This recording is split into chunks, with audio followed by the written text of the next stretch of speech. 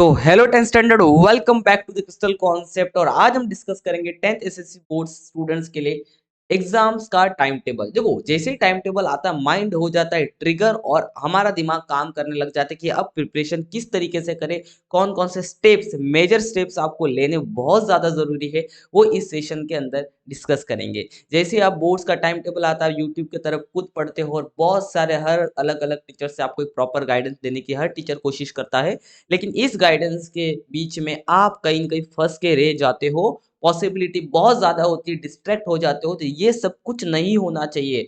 इसके लिए आपको कितना यूट्यूब का इस्तेमाल करना चाहिए और कितना नहीं करना चाहिए, ये जानना भी बहुत ज़रूरी है। तो इस सेशन के अंदर पूरा स्ट्रैटेजी हम डिसाइड करेंगे, आपका टाइम टेबल, आपका शेड्यूल, आपका किस तरीके से करना चाहिए, सारा काम हम बढ़िया से पॉइंट टू पॉइंट डिस्कस करने की कोशिश करेंगे। Let's begin with this beautiful and powerful session for 10th standard SSC boards के स्टूडेंट्स 2025 के लिए। तो ये है 10th एसएससी बोर्ड्स का टाइम टेबल। और अब आओ वन टू वन इस टाइम टेबल को डिस्कस करते हैं और आगे की स्ट्रेटेजी डिसाइड करते हैं। अगर हम 21 फेब की बात करें तो 21 फेब को हिंदी मीडियम और मराठी मीडियम के एग्जाम स्टार्ट हो जाएंगे। इंग्लिश मीडियम का नहीं होगा, हिंदी मीडियम का हिंदी का एग्जाम होगा और मराठी मीडियम का मराठी का एग्जाम होगा। 24 फेब की अगर हम बात करेंगे तो मराठी का एग्जाम है और ये मराठी का एग्जाम होगा इंग्लिश मीडियम वालों के लिए और हिंदी मीडियम वालों के लिए। और 1 मार्च को अगर हम बात करेंगे सैटरडे को, तो इंग्लिश का एग्जाम होगा, सभी का इंग्लिश का एग्जाम 1 मार्च को शुरू हो जाएगा। करेक्ट है।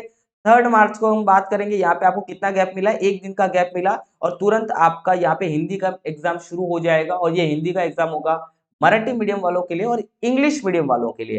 देखो, 24 फेब से तो इंग्लिश मीडियम वाले के एग्जाम शुरू हो गए और वो एग्जाम सीरीज में ही चलेंगे। थोड़ा सा अपने मीडियम के हिसाब से ध्यान रखना। ओके। 5 तारीख की अगर बात करेंगे, एक दिन के गैप के बाद, तो आपका एग्जाम शुरू होगा अलजेब्रा, सबके लिए कॉमन। यहाँ से आपको कोई मराठी मीडियम हिंदी मीडियम का कोई प्रॉब्लम है नहीं है।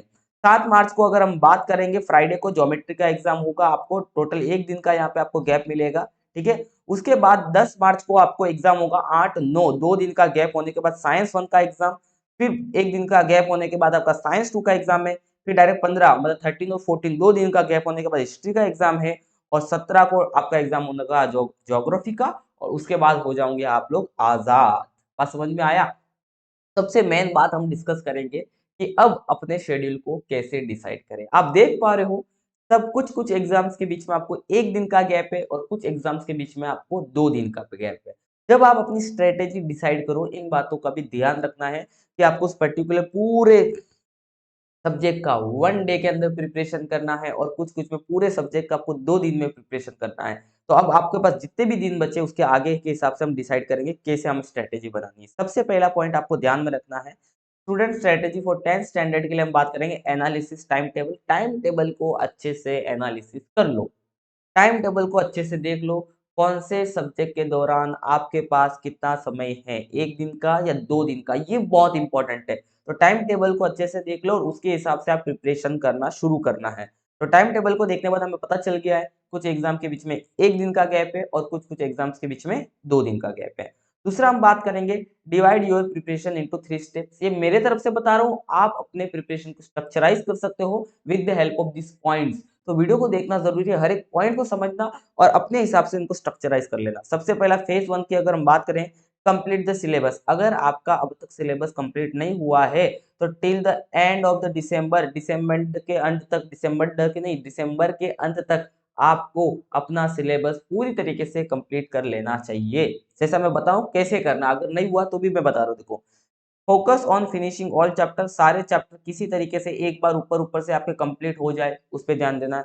मान लो आपके साइंस के लगभग चैप्टर हो गए, कोई 2 चैप्टर या कोई 1 चैप्टर बचा है, तो जल्दी से उस एक चैप्टर के वन शॉट आईएमपीस देख के, one shot importance, one shot के फॉर्मेट में जो भी वीडियोस अवेलेबल है देख के कंप्लीट कर लो। प्रिपरेशन स्टार्ट कर लो बोर्ड्स की, तो जितना जल्दी हो सके उतना जल्दी सिलेबस कंप्लीट करना है। अब कोई भी चैप्टर को पढ़ने के लिए 3 से 4 दिन मत दो, एक एक दिन में खत्म कर दो अगर कोई चैप्टर बचा है तो दिसंबर के एंड तक आपका हर एक चैप्टर कंप्लीट हो जाना चाहिए। और अगर कुछ छूट रहा है तो फिर मैं बोलूंगा आप छूट दो, सिर्फ रिवीजन पे ध्यान देना जरूरी है उसके बाद।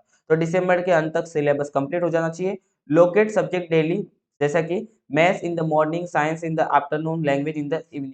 इस तरीके से आप अपने शेड्यूल को क्या कर सकते हो, स्ट्रक्चराइज कर लो। भाई एसएसटी इस टाइम पढ़ लिया, इवनिंग में हमने मैथ्स पढ़ ली, साइंस इस टाइम में पढ़ लिया, ऐसे करके डिसाइड कर लो अल्टरनेट में। एक दिन एसएसटी अगले दिन ले लेना, एक दिन मैथ्स अगले दिन ले लेना। इस तरीके से आप मॉर्निंग, इवनिंग और आफ्टरनून के फॉर्मेट में अपने सब्जेक्ट को डिवाइड कर सकते हो। Use text book, class notes and previous year questions paper. जब आप अपने सिलेबस को कंप्लीट करने बैठ रहे हो, तो थोड़ा बहुत कंप्लीट करते समय टेक्स्ट बुक का इस्तेमाल करो। जो भी क्लास के टीचर्स ने आपको नोट्स वगैरह दिए, जो भी आपके पास पीडीएफ वगैरह अवेलेबल है, उनका इस्तेमाल करो, सो दैट आपका चैप्टर जल्दी-जल्दी कंप्लीट होगा। और प्रीवियस ईयर पेपर इस्तेमाल करो। While preparing for that chapter, आप देख सको कि उस इस पर्टिकुलर चैप्टर से कौन-कौन से क्वेश्चंस आपके एग्जाम में आए हुए हैं। आगे फेज़ 2 की हम बात करेंगे, रिवीजन वाला सेशन आ जाएगा। जैसे आपका दिसंबर अंत होता है और जैन 1 शुरू हो जाता है, रिवीजन वाला टाइम आपका शुरू। अब आपको नया कुछ नहीं पढ़ना है। अब आपको सिर्फ आपने जो साल भर मेहनत की उसको पॉलिश करने की ज़रूरत है, उसके ऊपर रंग मारने की ज़रूरत है, उसको ज़्यादा डेप्थ में समझने की, राइटिंग प्रैक्टिस करने की ज़रूरत है। तो revise the all complete chapter and important topic. सारे इंपॉर्टेंट टॉपिक को रिवाइज कर लेना। हमारा इंपॉर्टेंट टॉपिक जो आपको लगता है कि ये क्वेश्चन बार-बार आता है, ये टॉपिक बहुत इंपॉर्टेंट है, उसके रिलेटेड जो भी क्वेश्चंस है आपको कंप्लीट कर लेने, अच्छे से रिवीजन शुरू करना है। सॉल्व प्रीवियस ईयर पेपर, अपने चैनल्स के ऊपर बहुत सारे क्वेश्चंस पेपर आपके लिए अपलोड कर रखे हैं और हम लोग एक प्रीवियस ईयर पेपर की सीरीज लेके आएँगे। अगर इस वीडियो के नीचे आप कमेंट कर लोगे कि सर प्रीवियस ईयर पेपर की एक सीरीज ला दो और एक वन शॉट आईएमपी साइंस और मैथ्स की सबकी डाल दो, तो मज़ा आ जाएगा। और कोशिश करो लैंग्वेज वगैरह के लिए भी हमें सपोर्ट करो। ऐसे करके कमेंट करो तो मज़ा आएगा, मोटिवेशन आएगा काम करने में, ओके? तो previous year questions paper till 2020 तक आपके पास होने चाहिए और आपको उनको प्रैक्टिस करना ज़रूरी है। जो भी आप पढ़ रहे हो, सामने प्रीवियस ईयर पेपर रखो। प्रीवियस ईयर पेपर आपको बहुत आइडिया दे देता है। प्रीवियस ईयर पेपर आपकी मेहनत को आधा कर लेता है भैया। हम इतना पढ़ते, ये करते, वो करते और पेपर में आता फुद्दू सा। पेपर में कैसा आता है? फुद्दू सा आता है। मैं सच बता रहा हूँ।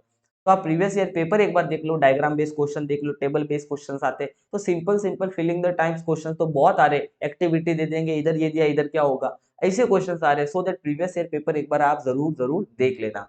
राइट।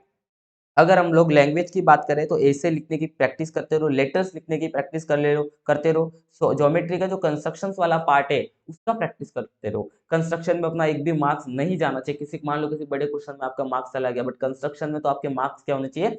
बचने चाहिए। तो कंस्ट्रक्शन का इनका ये प्रैक्टिस की जरूरत है। ये आपको ऐसा नहीं है कि डायरेक्ट एग्जाम देख लिया और एग्जाम में आप बना के आ जाओगे, नहीं, इसको आपको प्रैक्टिस करना पड़ेगा। तो आप रिवीजन के दौरान जब भी टाइम मिले एसे का, लेटर राइटिंग का, जो भी आपका लैंग्वेजेस की जो भी है, उनका रिटन का प्रैक्टिस करना है, क्योंकि बोर्ड्स एग्जाम में प्रेजेंटेशन के मार्क्स होते हैं।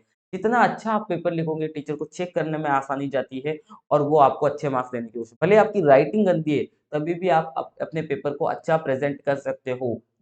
वर्ड्स के बीच में गैप छोड़ना, लाइन्स में अच्छे से गैप छोड़ना, बराबर से लाइनिंग करना, आंसर खत्म होने के बाद अंडरलाइन करना मेन पॉइंट्स को। भले आपकी राइटिंग खराब है, तभी भी आपका पेपर प्रेजेंटेबल हो सकता है। इसके बारे में आपको प्रैक्टिस करना, मैं ज़्यादा आपको वापस से इस बारे में जोर देने की कोशिश करूँगा कि पेपर को जितना प्रेजेंटेबल रखोगे, उतना आपका फ़ायदा होगा। क्लियर कट लिखना, जितना लिखना, ठीक है? Test yourself with chapter wise mock test. Revision के दौरान जो भी चैप्टर आपने कंप्लीट कर दिया, रिवाइज़ करके पूरा कर दिया, उसका मॉक टेस्ट दो। मतलब उस चैप्टर के ऊपर एक टेस्ट बनाओ, खुद के लिए बनाओ और उस टेस्ट को आप सॉल्व करो बैठ के आराम से और फिर रीचेक करो या अपने टीचर की मदद से रीचेक करो। तो चैप्टर वाइज़ टेस्ट देना बहुत ज़रूरी है। क्या होता है ना, हम कंबाइंड टेस्ट देते हैं सारे चैप्टर मिला के, बट चैप्टर वाइज़ टेस्ट आप देते रहो जैसे-जैसे आपका रिवाइज़ हो जाए।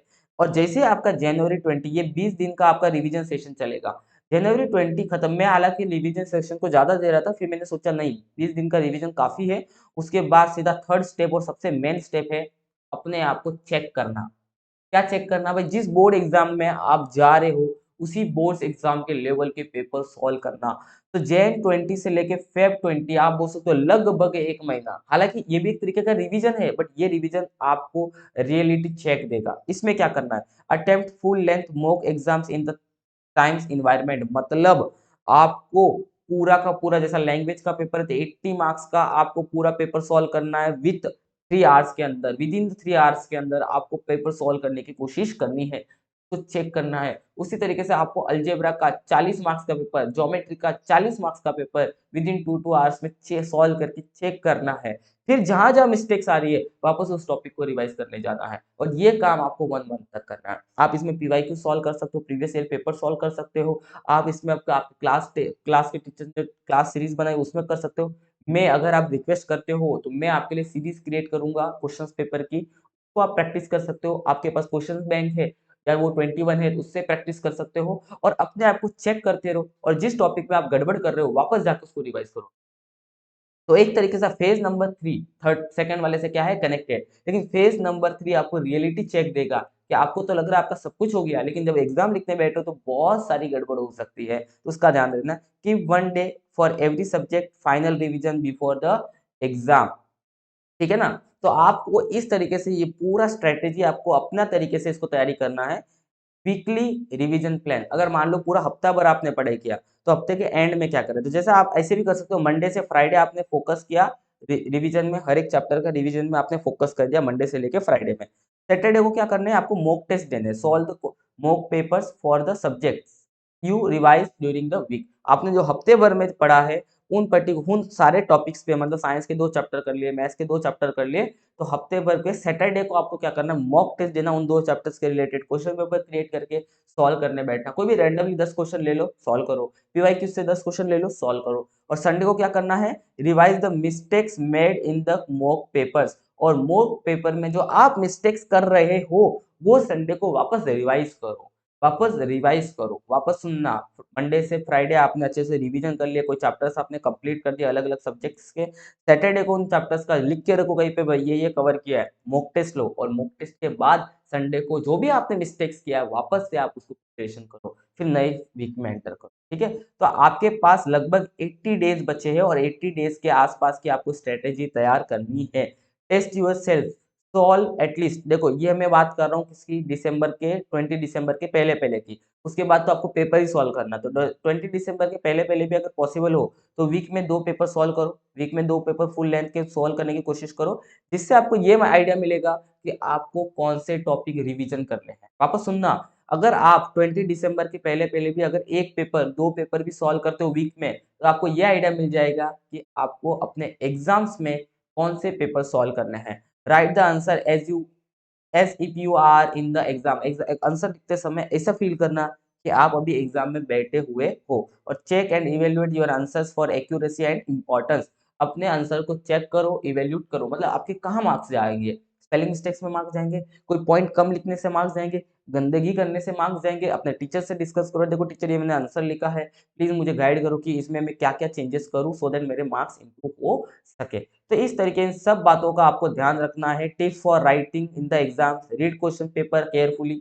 बच्चे क्या करते हैं, 3 क्वेश्चन दिए हैं, वो 4 क्वेश्चन दिए, कोई भी 3 करना बराबर, उसमें से गलती से 2 करके आते हैं, 1 छोड़ देते हैं, सर मैंने ये क्वेश्चन देखा ही नहीं, मैंने ध्यान ही नहीं दिया, बराबर। कभी कभी क्या होते हैं, 3-4 क्वेश्चन में से जो 3 इजी होते हैं वो छोड़ के एक हार्ड वाला कर लेते हैं गलती से, जिसपे कॉन्फिडेंस कम होता है। ये गलती नहीं करना, अच्छे से रीड करो और अपने क्वेश्चन सिलेक्ट कर टिक कर दो पेंसिल से कि भाई ये मैं करूंगा, ये करूंगा, ये करूंगा, इस पे तो ध्यान नहीं दूंगा फिलहाल, तो ये होने के बाद लास्ट में टाइम मिला तो इसको भी कर लूंगा। ठीक है ना, टाइम मैनेजमेंट करो कि देखो भाई 3 घंटे में तुम्हारा पेपर हो पा रहा है कि नहीं हो रहा है, और जो 2 घंटे के वो 2 घंटे में हो पा रहे कि नहीं हो पा रहे, क्या आपका पेपर छूट रहा है, तो स्पीड बढ़ाओ, स्पीड बढ़ाओ। पेपर अगर छूटा, आने के बाद भी अगर पेपर छूटता है तो मेहनत, साल भर की मेहनत पे थोड़ा सा बुरा लगने लगता है। ओके, राइट नीटली, जो भी लिख रहे हो क्लियर कट लिखो, डायग्राम बना रहे हो अच्छे से बनाओ, एरो बना के उसका नाम दो, इस बात का आपका ध्यान रखना। अटेम्प्ट एवरी क्वेश्चन, और कोशिश करो सारे क्वेश्चन अटेम्प्ट करो, मतलब देखो 4 क्वेश्चन बोले और बोले 3 क्वेश्चन करने के लिए, तीनों के तीनों क्वेश्चन अटेम्प्ट करो।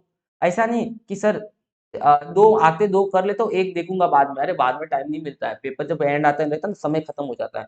तो पहले बढ़िया से ये 2 क्वेश्चन कर लो, आंसर जितना भी आपको आता लिख दो, तीसरे क्वेश्चन के रिलेटेड जो भी थोड़ा बहुत भी पता है लिखो, क्योंकि इवन पार्शियल आंसर को भी, छोटा आंसर को भी, आधा आंसर को भी कुछ ना कुछ आपको मिलेगा, तो किसी भी क्वेश्चन को छोड़ के मत आओ। आधे बच्चे क्या करते हैं, जो एमसीक्यूज आते हैं ना, उनको नहीं आ रहा तो वो जगह छोड़ देते हैं, उनको लगता है कि हम एंड में कुछ ना कुछ भर देंगे वहां पे या कहीं कहीं से मिल जाएगा, और चारों एमसीक्यू को ऐसे ही छोड़ देते हैं, और एग्जाम होने के बाद भूल जाते हैं, अरे मेरा तो एमसीक्यू के आंसर लिखे ही, एमसीक्यू के आंसर क्या हुए, लिखे ही नहीं। तो ध्यान रखना, स्टार्टिंग में एमसीक्यू के आंसर जो आपको लग रहा है लिख लो, एंड में शायद भूलने के चांसेस होते हैं, और नहीं भूलते हो तो ध्यान रखना कि आपने अगर एमसीक्यू के आंसर नहीं लिखे तो एंड में आके लिखो, कि फालतू में अगर आपको चारों नहीं आ रहे और चारों में से आपने चारों कोई भी रैंडमली क्लिक कर लिए और में भी 2 सही हो गए, तो वो 2 मार्क्स तो आपके हाथ में रहेंगे ना। तो इन बातों का आपको अच्छे से ध्यान रखना है। अब हम मेन बात करते हैं भाई यूट्यूब की। अब जैसे आप यूट्यूब पे आते हो, आपको बहुत सारा डिस्ट्रैक्शन यहाँ पे फील होता है, इसने ये बताया, उसने ये बताया, तो ध्यान रखना, कोशिश करना कि जब ज़रूरत पड़े तभी आप यूट्यूब पे आइएगा।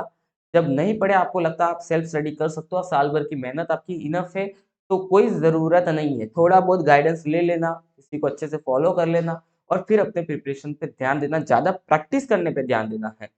बहुत क्या होगा कि एक दिन के अंदर ये कर लिया, वो कर लिया, लेकिन वो एक्चुअल में एग्ज़ाम में दिख नहीं रहा, तो उस चीज़ का कोई मतलब नहीं है। तो जितना ज़्यादा सॉल्व करोगे, जितना ज़्यादा प्रैक्टिस करोगे, वो आपके लिए ज़्यादा से ज़्यादा फ़ायदेमंद रहेगा, ज़्यादा से ज़्यादा। और एक और बात, जब आप हम एग्ज़ाम की तैयारी करते हैं ना, पागल हो जाते हैं, एग्ज़ाम, एग्ज़ाम, एग्ज़ाम। देखो भाई, ये जो एग्ज़ाम है ना, अभी आपके लाइफ़ में बहुत सारे एग्ज़ाम आने वाले हैं, तो आपको न्यूट्रल लेना है, न्यूट्रल रहना है। क्या होता है, इतने सारे मोटिवेशन बीच में जब हमारी एक्सपेक्टेशन और रियलिटी के बीच में गैप बहुत ज़्यादा होता है ना, तब डिप्रेशन या थोड़ा-सा तनाव आता है। इन सारी चीज़ों से बचना, हमेशा जभी भी तैयारी करो, हैप्पी-हैप्पी, खुशी-खुशी अपने एग्ज़ाम्स की प्रिपरेशन करो। एक स्माइल होनी चाहिए, भैया इस ये पहला मेरा ज़िंदगी का बोर्ड का पेपर है, जो मैं स्टेट लेवल पे देने वाला हूँ। पूरे महाराष्ट्र बोर्ड के महाराष्ट्र के जितने भी स्टूडेंट्स हैं, उनके साथ 10th के स्टूडेंट्स के साथ मैं एग्ज़ाम देने वाला हूँ। इसका बस खुशी रख के एग्ज़ाम की प्रिपरेशन करनी है। I hope so all the best for your examinations